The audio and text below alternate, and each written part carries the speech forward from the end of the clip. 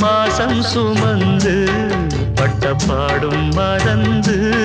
பிள்ளை செல்வம் பிறக்க அள்ளி கையில் எடுக்க